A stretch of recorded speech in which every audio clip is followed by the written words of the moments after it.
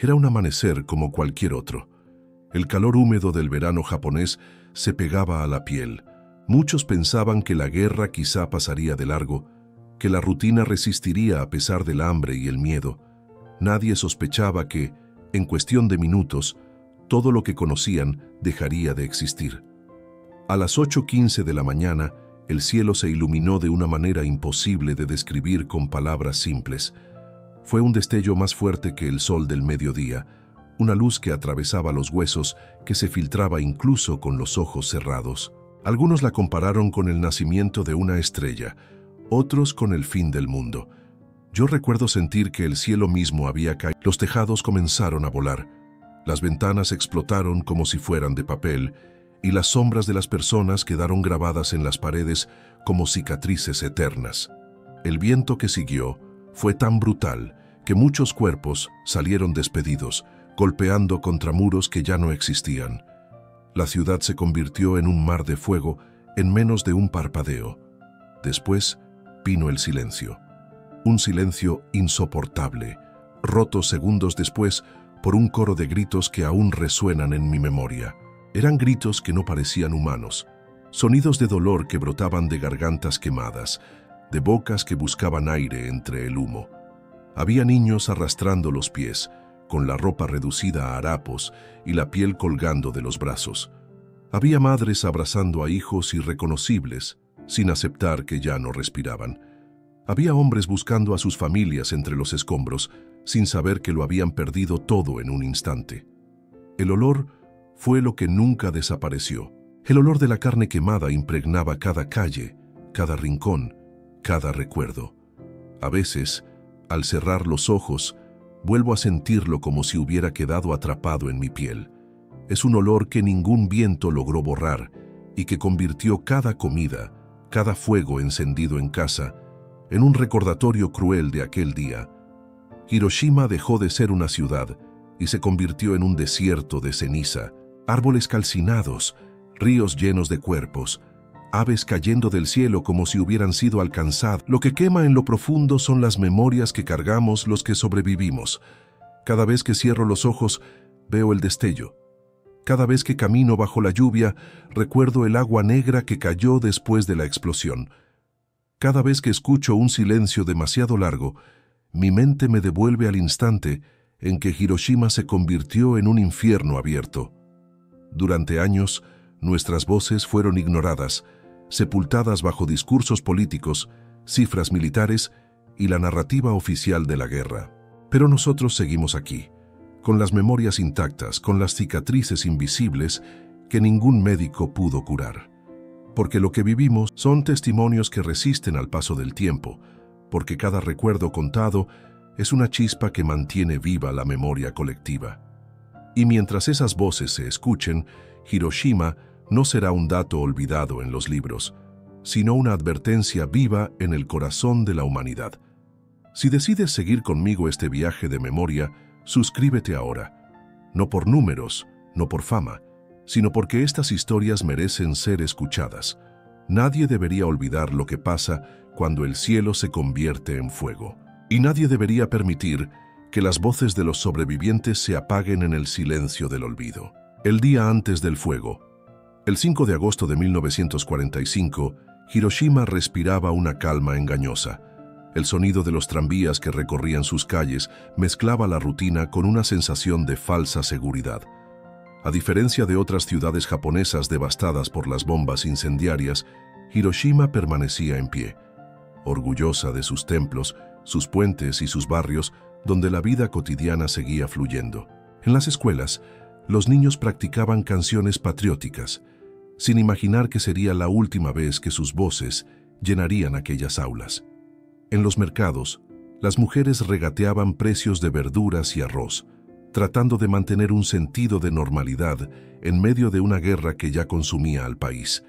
Los hombres que aún no habían sido llamados al frente trabajaban en talleres y oficinas, mientras otros transportaban provisiones escasas por los caminos que llevaban al centro. Los sobrevivientes recuerdan aquel día como el último momento de inocencia. El aire olía a verano. El río Motoyasu brillaba con el reflejo del sol. y las sombras de los niños corrían sobre los muros, proyectadas por la luz de una tarde cualquiera. Muchos hablaban de la guerra, claro, pero siempre con la esperanza de que Hiroshima estaba a salvo. La ciudad era considerada un lugar protegido, un centro estratégico que quizás nunca sería atacado, y ese pensamiento se había convertido en un escudo psicológico para sus habitantes. Se permitían pequeños gestos de alegría, como si la guerra estuviera lejos, como si el horror nunca llegara hasta ellos. Algunos jóvenes soñaban con lo que harían después de la guerra: abrir un negocio, viajar a otras ciudades, casarse con la persona que amaban. Las madres tejían ropa y preparaban arroz con lo poco que tenían, convencidas de que estaban construyendo un futuro que valía la pena sostener. Los ancianos observaban desde los porches de sus casas, recordando otras guerras, sin sospechar que lo que estaba por ocurrir no tendría comparación con nada que hubiesen visto antes. El día parecía un regalo, un día más de vida en medio del conflicto, un día que pronto se convertiría en la línea que separa lo que fue y lo que jamás volvería a ser. En los testimonios, la memoria de aquella víspera siempre duele más que el propio estallido, porque es el contraste lo que hiere. Recordar cómo la vida transcurría con normalidad y saber que todo estaba a segundos de desmoronarse. Una madre recuerda haber servido té a sus hijos y haber reído con ellos la noche anterior. Un joven relata cómo caminaba con su hermana hacia el río, convencido de que todavía tenían tiempo para soñar. Esa aparente calma es lo que convierte a la memoria en un cuchillo que corta doblemente. Primero por la belleza de lo perdido y después por la brutalidad de cómo fue arrancado. La ciudad vivía, y en esa vida había canciones, había aromas de comida cocinándose en hornos de leña, había discusiones familiares por cosas pequeñas, había esperanza en las cartas que llegaban del frente. Hiroshima era un mosaico de voces y sueños que llenaban las calles de vida. Nadie pensaba que estaban viviendo su último día completo. Nadie sabía que las risas que resonaban en los patios serían las últimas risas. Nadie se imaginaba que, al día siguiente, la propia sombra sería lo único que quedaría grabado de su existencia. Esa es la herida más profunda, recordar que antes de que el cielo ardiera, Hiroshima era un lugar donde la vida seguía su curso, un lugar donde la humanidad florecía en lo cotidiano, en los gestos simples, en la rutina que parecía eterna. Y esa eternidad duró hasta que el sol fue reemplazado por un fuego imposible de mirar. El cielo se parte en dos. A las 8:15 de la mañana, la vida se quebró en un solo instante. Muchos recuerdan haber levantado la vista hacia un cielo despejado, sin sospechar que ese mismo cielo se abriría en un resplandor insoportable. Fue un destello que atravesó la piel, los huesos y el alma, como si el sol hubiera descendido sobre la ciudad con una furia desconocida. Nadie tuvo tiempo de pensar, apenas de sentir cómo la realidad se desgarraba. Un segundo antes había rutina. Un segundo después había un infierno abierto. Los sobrevivientes describen la luz como algo que no pertenecía a este mundo. Algunos hablan de una blancura absoluta que borró las formas de las casas y de los árboles, otros de un resplandor que cegaba incluso con los ojos cerrados. Era tan intensa que las sombras de las personas quedaron marcadas en muros y escaleras, siluetas impresas en la piedra como testigos mudos de lo que ocurrió. Ese instante grabó en Hiroshima las huellas de quienes jamás volvieron a moverse, dejando solo la memoria fosilizada de su existencia. Después vino el calor, un calor tan brutal que parecía arrancar la piel de los cuerpos. La ropa se consumía en segundos, los cabellos ardían como antorchas y la piel se desprendía en tiras de quienes intentaban correr. El viento que siguió a la explosión lanzó vigas, puertas y cuerpos como si fueran hojas en medio de un huracán de fuego.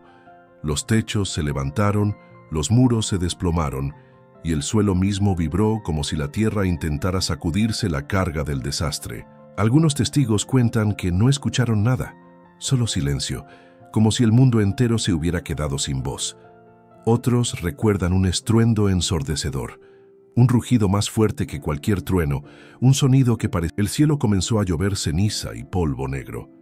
Era la lluvia de muerte, partículas cargadas de veneno que descendían lentamente sobre los sobrevivientes que aún intentaban comprender qué había pasado. Algunos extendieron las manos pensando que el agua traía alivio, pero lo que caía era una lluvia envenenada que se pegaba a la piel, que manchaba la ropa, que se filtraba en la boca y en los pulmones. Muchos de los que resistieron al fuego morirían después por lo que bebieron en esa lluvia. Las casas ardían. Eran los primeros sobrevivientes, testigos vivientes de un desastre que apenas comenzaba a escribirse en la memoria del mundo. Hiroshima se convirtió en un espejo roto. Cada rincón reflejaba una parte del horror. Sombras impresas en los muros, cuerpos calcinados en las calles, voces que se apagaban antes de terminar la frase. El cielo, que antes era azul, se volvió una nube densa de humo y fuego. El aire mismo parecía estar hecho de ceniza, y cada respiración era un recordatorio de que lo que había comenzado como un destello se había transformado en una condena sin fin. Así fue como el cielo se partió en dos. Un instante de luz infinita que borró la frontera entre la vida y la muerte, entre lo humano y lo inhumano. Y quienes sobrevivimos, lo hicimos no para olvidar, sino para cargar con esa visión imposible de borrar, esa visión de un cielo que se convirtió en fuego y que aún arde dentro de nosotros. Entre las ruinas y los gritos, el resplandor había pasado, pero lo que vino después fue aún más insoportable. Cuando los sobrevivientes lograron abrir los ojos y levantarse entre los escombros, descubrieron que Hiroshima ya no existía. Lo que antes eran casas, templos y mercados se había convertido en un campo interminable de ruinas ardientes. Las calles estaban cubiertas de cuerpos inmóviles, muchos irreconocibles, carbonizados en posiciones que mostraban su último gesto de vida. El calor todavía vibraba en el aire y cada paso que se daba era sobre madera ardiendo, sobre vidrio roto, sobre la piel de un mundo que había dejado de respirar. Los gritos surgieron por todas partes, como un coro desgarrador que llenaba el vacío dejado por el estallido. Eran gritos de niños que buscaban a sus padres, de madres que no reconocían a los hijos que tenían frente a ellas, de hombres con los brazos extendidos, con la piel colgando en jirones y los ojos perdidos en un punto que ya no estaba allí. Muchos caminaban en silencio, como si hubieran quedado mudos, arrastrando los pies con un dolor tan profundo que no necesitaba palabras. La ciudad era un desfile de espectros vivientes, seres humanos reducidos a sombras andantes que apenas podían sostenerse. El río Motoyasu, que horas antes brillaba bajo el sol, se convirtió en refugio y tumba. Decenas de cuerpos se lanzaron a sus aguas en busca de alivio del fuego que los consumía. Algunos bebían, otros simplemente flotaban, quietos, con los brazos abiertos como si hubieran decidido rendirse a la corriente. Para muchos, el río fue la última morada. Para otros, la única razón por la que lograron sobrevivir un poco más. En medio de esa desolación, los sobrevivientes enfrentaban dilemas imposibles. Una madre con el cuerpo quemado hasta los huesos tenía que elegir a cuál de sus hijos arrastrar con ella, sabiendo que no podría cargar con ambos. Un joven buscaba desesperado a su hermana menor entre los escombros, encontrando solamente restos irreconocibles que prefería no nombrar. Hombres que habían perdido a toda su familia caminaban sin dirección, como si aún esperaran encontrarlos en alguna esquina intacta. Era el nacimiento de la culpa del sobreviviente, la carga de haber quedado en pie cuando tantos otros habían caído. La ciudad olía a humo, a hierro, a carne, a desesperación. Los animales vagaban heridos, los perros aullaban confundidos entre cuerpos, y los pájaros habían desaparecido del cielo. El aire era tan denso que respirar era un acto doloroso, un recordatorio de que incluso sobrevivir significaba seguir envenenándose. El suelo mismo parecía arder, y quienes intentaban huir se encontraban con caminos bloqueados por llamas que devoraban todo a su paso. Algunos recuerdan haber visto figuras irreconocibles pidiendo agua, hombres y mujeres con el rostro deshecho, extendiendo los brazos, repitiendo la palabra Misu una y otra vez hasta que sus voces se apagaban en un susurro. Quienes no podían dar agua cargaban con esa culpa por el resto de sus vidas. porque en ese día no era posible ayudar a todos. Cada decisión era un peso que se convertiría en un fantasma que los acompañaría para siempre. Y mientras la ciudad ardía, mientras los cuerpos se acumulaban en las calles, el sol seguía allí arriba, indiferente, iluminando un paisaje que parecía salido de una pesadilla. Hiroshima, la ciudad que la víspera respiraba vida, ahora era un cementerio abierto. Los que sobrevivieron no lo olvidaron nunca, porque caminar entre aquellas ruinas era como caminar dentro del infierno. Y cada paso, cada mirada, cada grito escuchado en la distancia se convirtió en una cicatriz imposible de borrar. Memorias que no cicatrizan. Décadas después, los sobrevivientes aún cargan dentro de sí un Hiroshima que nunca se apagó. No importa cuántos años pasen, el olor a carne quemada sigue persiguiéndolos en los sueños, en los mercados, en los momentos más inesperados de la vida. Basta el humo de una cocina para que la memoria regrese con violencia. Basta el sonido de una sirena para que el corazón se acelere como si la explosión fuera a repetirse. No es el paso del tiempo lo que sana, porque hay heridas que se graban más allá del cuerpo, en un lugar donde ni la medicina ni el olvido pueden llegar. Muchos sobrevivientes crecieron con cicatrices visibles que hicieron de sus cuerpos un recordatorio permanente. Niños que perdieron la piel de sus rostros, mujeres con manos deformadas por las quemaduras, hombres con manchas negras que se expandieron por años hasta convertirse en cáncer. Pero más devastadoras aún fueron las cicatrices invisibles, el miedo a la lluvia, porque la lluvia negra de aquel día trajo muerte, el rechazo de la sociedad que los veía como marcados, la soledad de cargar un recuerdo que muy pocos querían escuchar. En cada uno de ellos la memoria era una herida abierta que no dejaba de sangrar. Los testimonios hablan de silencios en las aulas, donde los pupitres de los niños muertos nunca fueron ocupados otra vez. Hablan de calles reconstruidas que parecían nuevas, pero donde cada esquina escondía una ausencia. Hablan de noches enteras sin poder dormir, porque al cerrar los ojos volvían a ver el destello que partió el cielo. Lo que se perdió no fueron solo casas o templos, fue la confianza en la vida misma. Muchos sobrevivientes nunca volvieron a sentir seguridad bajo un cielo despejado, porque para ellos el cielo dejó de ser promesa y se convirtió en amenaza. Los recuerdos se transmitieron como fuego entre generaciones. Hijos y nietos crecieron escuchando historias que parecían imposibles de creer, pero que estaban grabadas en la piel de sus padres y abuelos. Historias de hermanos que desaparecieron en segundos, de amigos que nunca regresaron a la escuela, de sombras humanas grabadas en la piedra como fotografías de la muerte. Algunos nietos cuentan que aprendieron a mirar la luz del sol con respeto y miedo, porque sabían que, para sus familias, la luz podía ser también destrucción. Así la memoria se convirtió en herencia, una herencia que nadie eligió recibir. Lo que más duele es cómo lo cotidiano se volvió tortura. Un simple día de lluvia bastaba para despertar la ansiedad de quienes recordaban la ceniza cayendo del cielo. El reflejo del sol en el agua del río era suficiente para devolverlos a la visión de cuerpos flotando.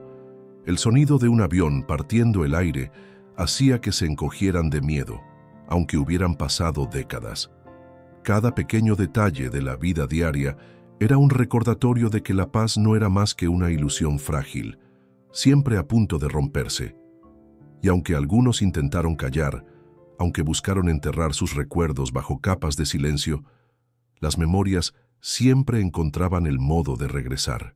A veces en forma de pesadillas, otras en forma de enfermedad, otras en la mirada perdida cuando el pasado golpeaba de nuevo.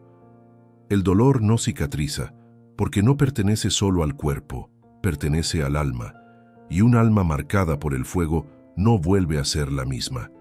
Así se entiende por qué los sobrevivientes nunca pudieron vivir como si nada hubiera pasado. Porque incluso en medio de la reconstrucción, de los edificios nuevos y las calles ordenadas, Hiroshima seguía ardiendo dentro de ellos. El fuego no estaba en las ruinas, estaba en sus memorias, y esas memorias no cicatrizan. La voz que la historia no quería escuchar. Tras la devastación, Los pocos que lograron sobrevivir cargaban no solo con sus heridas, sino también con un silencio impuesto. Durante años, hablar de lo ocurrido era casi imposible. Algunos callaban porque el dolor era demasiado grande para transformarlo en palabras. Otros porque la sociedad los miraba como si fueran diferentes, como si hubieran sido contaminados por un destino del que nadie quería escuchar demasiado. Y muchos callaban porque el propio país, en medio de la reconstrucción y la humillación de la derrota, no quería que esas voces interrumpieran el discurso oficial de renacimiento. La memoria de Hiroshima incomodaba, y la incomodidad fue convertida en silencio. Hubo sobrevivientes que intentaron contar lo que habían visto, testimonios de niños que vieron a sus amigos derretirse entre las llamas, de mujeres que cargaban a sus hijos sin reconocer sus rostros, de hombres que no podían olvidar las sombras grabadas en los muros. Pero en más de una ocasión, esas palabras no encontraron eco. Las autoridades preferían hablar de progreso, de levantar fábricas, de restaurar el orgullo nacional. Las potencias extranjeras preferían hablar de victoria, de tecnología, de poder. La voz humana de los testigos se ahogaba entre discursos políticos y estrategias militares. La vergüenza también pesaba sobre ellos. Muchos sobrevivientes se sentían marcados, no solo en la piel, sino en la identidad. Había quienes no conseguían empleo porque se temía que su salud frágil los convirtiera en una carga. Había jóvenes que no encontraban pareja porque sus cicatrices visibles recordaban a todos la tragedia. Había niños que crecieron oyendo murmullos de que eran hibakusha, y esa palabra cargaba con un estigma que los perseguía tanto como sus recuerdos. En lugar de ser reconocidos como sobrevivientes, fueron señalados como diferentes, como si su existencia misma fuera incómoda. Algunos gobiernos intentaron suavizar la narrativa, hablar del desastre con un lenguaje técnico que ocultaba la dimensión humana. Se hablaba de kilotones de radiación, de efectos secundarios, como si la tragedia pudiera reducirse a términos científicos. Pero detrás de cada cifra había una vida destrozada, un recuerdo que ardía, un testigo que aún respiraba. Y esas voces insistieron en abrirse paso, aunque fuera en pequeños círculos, aunque fuera en la intimidad de familias que pasaban sus memorias de generación en generación. Con los años, algunos sobrevivientes encontraron fuerza para hablar públicamente. Se convirtieron en portadores de memoria, en guardianes de un relato que la historia oficial había intentado enterrar. Sus palabras eran más que testimonios, eran advertencias. Advertencias sobre lo que ocurre cuando la humanidad juega con un poder que no comprende.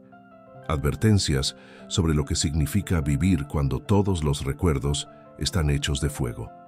Cada vez que uno de ellos hablaba, no lo hacía solo por sí mismo, sino por los miles que nunca pudieron contar su historia. Escuchar sus voces no es cómodo, no es entretenimiento, no es historia ligera. Es un acto de confrontación, un espejo que obliga a la humanidad a mirar lo que preferiría olvidar. Pero en ese espejo está la verdad, porque la historia no está solo en los libros ni en las cifras. Está en los ojos de quienes vieron el cielo partirse en dos, en sus cuerpos marcados, en su silencio roto. Esa es la lucha que los sobrevivientes han librado durante toda su vida, resistir al olvido. Y resistir al olvido es un acto de rebeldía contra la indiferencia del mundo. Al abrir la boca, al recordar en voz alta, ellos se convierten en testigos incómodos, en guardianes de una verdad que la humanidad necesita escuchar aunque duela. La memoria misma se transforma en resistencia, en una llama que se niega a apagarse aunque el tiempo pase, aunque el mundo insista en mirar hacia otro lado. El peso del recuerdo y la humanidad perdida. Con el paso de los años, el dolor no desapareció. Se transformó en una carga que acompañó a cada sobreviviente hasta su último aliento. Muchos despertaban en medio de la noche, con el destello aún grabado en los párpados, con los gritos resonando en los oídos, con el olor a humo y ceniza atormentando sus pulmones. El recuerdo era un peso constante, un recordatorio de que la vida que llevaban ya no era la vida que les pertenecía, sino una existencia prestada, marcada por la tragedia. Era imposible separar el presente del pasado. porque cada día estaba atravesado por esa línea invisible que conectaba el ahora con aquel instante en que el cielo ardió. La pregunta que más resonaba en la mente de los sobrevivientes era siempre la misma. ¿Por qué yo? ¿Por qué seguir respirando cuando tantos otros se apagaron en un segundo? Ese dilema no tenía respuesta. La suerte parecía ser la única explicación, pero aceptar que todo se reducía al azar era aún más doloroso que el recuerdo de las llamas. Algunos cargaban con la culpa de no haber podido salvar a sus hijos, a sus padres, a sus amigos. Otros vivían con la imagen de haber pasado de largo frente a alguien pidiendo ayuda, sabiendo que detenerse significaba morir también. Esa culpa se convirtió en una sombra que acompañó sus pasos hasta el fin de sus días. El recuerdo no solo era individual, era colectivo. Hiroshima entera se convirtió en un lugar donde cada esquina contenía una memoria. Los edificios reconstruidos se levantaban sobre cimientos que habían sido tumbas improvisadas. Los parques y plazas nuevas ocultaban bajo sus suelos restos de quienes nunca fueron reclamados. Cada calle era una cicatriz abierta, disfrazada de modernidad. Para los visitantes, la ciudad renació. Para los sobrevivientes, la ciudad nunca dejó de arder. Cada paso era una vuelta al pasado. Cada risa nueva se mezclaba con el eco de las que habían quedado en silencio aquel día. La humanidad entera perdió algo en Hiroshima, no solo quienes estuvieron allí. El 6 de agosto de 1945 marcó la primera vez que la humanidad probó el poder absoluto de destruirse a sí misma en un segundo. Los sobrevivientes se convirtieron en testigos de un límite que jamás debió cruzarse. Y sin embargo, ese límite fue atravesado sin vacilar. La memoria de Hiroshima es también un recordatorio de la fragilidad de la vida cuando se convierte en un número dentro de estrategias de guerra. Los niños, los ancianos, las familias enteras no eran combatientes, pero pagaron el precio más alto. El recuerdo que cargan los sobrevivientes es también la acusación más fuerte contra una humanidad capaz de justificar lo injustificable. Algunos testigos dicen que recordar era un acto insoportable, pero olvidar era aún peor. Había quienes callaban durante años, intentando proteger a sus hijos de la crudeza de lo vivido, hasta que comprendían que el silencio también mataba. Entonces rompían el muro y contaban su verdad, con lágrimas, con temblores, con las palabras entrecortadas por la rabia y la tristeza. Cada testimonio era una herida que se abría otra vez, pero también una forma de mantener viva la memoria de los que no pudieron hablar. La carga del recuerdo se transformaba en deber. Si ellos callaban, la historia corría el riesgo de repetirse. El peso del recuerdo es también una lección, porque más allá de la tragedia de Hiroshima, lo que permanece es la advertencia que dejaron los que vivieron para contarlo. Nos dicen que el poder de destruir puede estar en nuestras manos, pero también la responsabilidad de no hacerlo. Nos muestran que la humanidad puede perderse en un segundo si olvida lo que ya ocurrió. Cada palabra de un sobreviviente es un puente tendido hacia el presente, un llamado a no olvidar, a no repetir, a no permitir que el fuego vuelva a caer del cielo sobre inocentes. Y mientras la memoria siga viva, el peso del recuerdo será también el peso de la humanidad perdida, una carga que nos obliga a mirar hacia atrás y preguntarnos qué clase de mundo queremos construir con las cenizas que quedaron. La llama que nunca se apaga. El tiempo pasó, quemaba en los recuerdos de un destello que partió el cielo, en las noches en que los sueños se confundían con pesadillas, en cada instante de silencio que devolvía a la mente el eco de los gritos. Era un fuego que no se apagaba con agua, ni con reconstrucción, ni con discursos. Seguía allí recordando una y otra vez que el pasado no es una sombra lejana, sino una presencia viva. Para muchos, contar lo ocurrido fue una forma de entregarle al mundo esa llama, no para destruir, sino para advertir. Hablar significaba revivir el dolor, abrir las heridas, sangrar memoria, pero también significaba resistir contra el olvido. Cada testimonio es una chispa que se enciende en quienes lo escuchan, un fuego pequeño que viaja de generación en generación, porque los sobrevivientes saben que la mayor amenaza no es solo la repetición de la tragedia, sino el silencio que la precede. Olvidar es el terreno fértil donde las sombras vuelven a crecer, y por eso, mientras algunos guardaron silencio, otros dedicaron su vida a hablar. Hablar en escuelas, hablar en plazas, hablar en foros internacionales, repetir una y otra vez lo que vieron, lo que sintieron, lo que aún duele.